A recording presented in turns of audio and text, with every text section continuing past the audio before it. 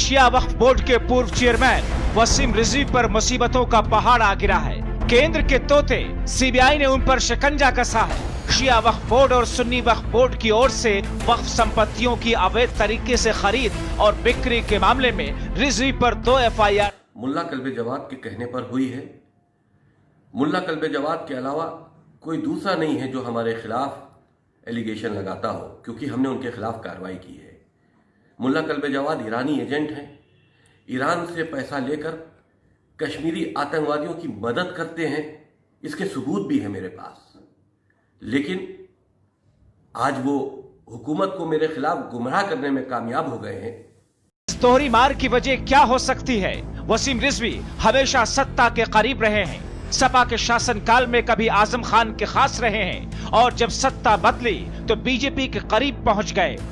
ऐसा लगने लगा उनका भगवा विचार बीजेपी के नेता से लेकर कार्यकर्ताओं के लिए खास हो चुका है। हर बात पर बेबाक होकर बेबाक राय रखने लगे। कभी राम मंदिर के निर्माण को लेकर बड़ी बड़ी बातें कही। वो हर मुद्दे पर राय रखने लगे जिसका वास्ता मुस्लिम समुदाय से रहा। ऐसी ऐसी बातें वो कहने लगे कि बीजेपी समर्थक भी भौचक्के रह गए, सोच में पड़ गए। अब देखिए, इस फिल्म राम जन्मभूमि को राम मंदिर के निर्माण के पक्ष में हवा बनाने के लिए उन्होंने इस फिल्म को बनाया। श्रीनगर ये भी वसीम रिजवी की ही फिल्म है जो कश्मीरी पंडितों पर आधारित है। तो फिर ऐसी क्या बात हुई कि जिस बीजेपी को उन्होंने अपना माना, उसी बीजेपी के नेताओं ने उन्हें अपना पार्टी में शामिल हो गए। उसके बाद ये यहाँ के मंत्री हो गए और जो विभाग इनके खिलाफ कार्रवाई कर रहा था उसी विभाग के मंत्री हो गए। दुर्भाग्य की बात तो ये है वो आज भी मंत्री हैं। भ्रष्टाचार के लिए बात कही जा रही है, भ्रष्टाचारी ही वक्त का मुतवल्ली है। आज वो बातें कर रहा है कि मैं ईमानदारी से काम करूंगा, जिसने खुद वक्त बेचे। इस्तीफा दो, इस्तीफा देना चाहिए मोहसिन रजा को, उसके बाद अपनी जांच करानी चाहिए अगर ईमानदार हो। FIR हजरतगंज थाने में दर्ज हुई थी मोहसिन रजा के खिलाफ, लेकिन जैसा ही मंत्री बना वो खत्म कर दी गई। ये योगी सरकार में ही न्याय मिल सकता है, किसी को मिल सकता है तो ये न्यायपूर्ण सरकार है, इसलिए उनको भरोसा था और उस भरोसे पर भारतीय जनता पार्टी की आदरणीय योगी जी के नेतृत्व की सरकार खरी उतरी और हमने इसको सीबीआई के हवाले कर दिया है। अब दूध का दूध और पानी का पानी होगा। और जो सफेद पोश और लोग भी हैं जो भ्रष्टाचार में शामिल हैं, जिन्होंने तमाम संपत्तियां अर्जित की थी वक्फ की, तो उनको भी अब इसके सामने आना होगा और वो भी बिहाइंड द बार जाएंगे, जेल जाने के लिए तैयार हो जाएं, क्योंकि हम लोगों ने साफ कर दिया है कि हम सबको न्याय और भ्रष्टाचार मुक्त शासन चलाते हैं। राजनीति में आक्रामकता की अपनी पहचान होती है। यहाँ तब तक वार किया जाता है जब तक सामने वाले की साख ध्वस्त न हो जाए और खुद का अस्तित्व चमकदार न बन जाए। रिजवी और मोहसिन दोनों आक्रामक हैं, दोनों एक दूसरे पर वार पलटवार। पहले मोहसिन रजा पर बहुत से वक्फ में खुर्द-बुर्द करने के मुकदमे कायम हैं। कार्रवाइयां वक्फ बोर्ड से हो चुकी हैं। इसकी निष्पक्ष उच्च स्तरीय सीबीआई जब जांच हो ही रही है तो इसकी सीबीआई जांच कराए मोहसिन रजा को पद से हटाकर।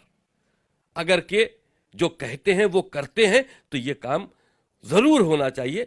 मोहसिन रजा जी दूध के धुले नहीं हैं। जब कांग्रेस में थे तो इन्हीं ने बहुत सी वक्फ संपत्ति सफीपुर में बेची है, जो कि बाकायदा वक्फ है और वक्फ डीड में इंदराज है।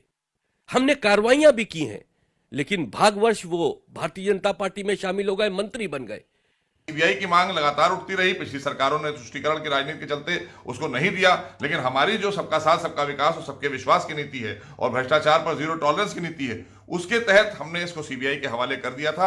हमारी सरकार का स्टैंड साफ था कि हम लोगों को न्याय दिलाएंगे, क्योंकि मुस्लिम समाज के लोग जिनके उत्थान और कल्याण के लिए ये प्रॉपर्टियां वक्फ हुई थी, उनको खुर्द-बुर्द कराने का काम पिछली सरकार, चाहे बसपा हो, सपा हो, कांग्रेस हो, इन्होंने कराया था। भारतीय जनता पार्टी ने अपना स्टैंड साफ रखा था कि हम इसमें सीबीआई से इसकी जांच कराएंगे और जो लोग भी दोषी हैं उनको जेल भेजने का काम करेंगे और जिन लोगों के साथ अन्याय हुआ है उनको न्याय। दोनों ही एक दूसरे पर फर्जीवाड़े का आरोप लगा रहे हैं, लेकिन ये सोचने लायक बात है, देखने लायक बात है, साथ ही समझने लायक बात भी है। कभी आजम खान के खास रहे, आजम की छांव में तरक्की, उन्नति और सियासत का कखारा सेक कर अपनी पैठ बनाई, लेकिन 2014 में उन्होंने पाला बदला। उसके बाद मोदी सरकार, योगी सरकार, बीजेपी हिंदुओं और उनके एजेंडे का साथ देने का दावा करने लगे। लेकिन अब वजह जो भी हो, स्थितियां पलट चुकी हैं, तो बीजेपी के साथ ही विपक्ष उन्हें बख्शने। हम समाजवादी लोग हमेशा से भ्रष्टाचार के खिलाफ रहे हैं। हम यहाँ पे विकास की राजनीति करते हैं, समाज को आगे ले जाने की राजनीति करते हैं। ये जब भारतीय जनता पार्टी उत्तर प्रदेश की सरकार में आई थी तो कहती थी हम उत्तर प्रदेश को भ्रष्टाचार मुक्त करेंगे, यहाँ ट्रांसपेरेंसी लेके आएंगे। अरे मेरे प्रभु, मेरे भैया, गुरु, भारतीय जनता पार्टी आपको हो गए 4 साल यहाँ सरकार चलाते हुए, लेकिन आपने एफआईआर क्यों नहीं की? क्यों नहीं इसके पहले कार्रवाई की? किस बात का इंतजार कर रहे थे? अब तो चली चलाई का बेला है, 2022 में आप चले जाएंगे, तो आप ये मार्केटिंग इवेंट वाली एफआईआर कर रहे हैं। कमाल है। ये समाज के लिए चिंता का विषय, उत्तर प्रदेश के लिए चिंता का विषय है कि भारतीय जनता पार्टी भ्रष्टाचार खत्म नहीं करना चाहती है, सिर्फ माहौल बनाना चाहती है। कमाल है भारतीय जनता पार्टी का भी। ठीक है, वो उसकी जांच होनी चाहिए। अगर उनके ऊपर इस तरह के कोई गंभीर आरोप हैं तो उसकी जांच होनी चाहिए, और जांच के बाद जो तथ्य सामने आएगा उसके हिसाब से सरकार को कदम उठाना चाहिए, न्यायालय को कदम उठाना चाहिए। देखिए, इसका लोगों ने उत्तर प्रदेश में स्वागत किया है। योगी आदित्यनाथ जी की सरकार, चाहे सिया बोर्ड हो, वो एक तरह से पब्लिक प्रॉपर्टी है। अब अगर उसका कोई कारकुन हो, कोई चेयरमैन बना दिया जाए तो वो कोई प्राइवेट संपत्तियों की तरह से खुर्द-बुर्द नहीं कर सकता है।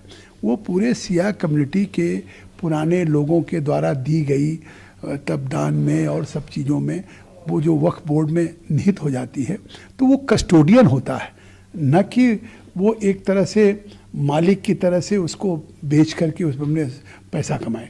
तो स्वाभाविक है कि आज उत्तर प्रदेश में जिस तरह से वो हों या कहीं भी अवैध संपत्तियां हों या लोगों ने जिस तरीके से कहा है, उसके खिलाफ सरकार ने एक अभियान चला करके कार्रवाई शुरू की है, जिसका कि प्रदेश की जनता।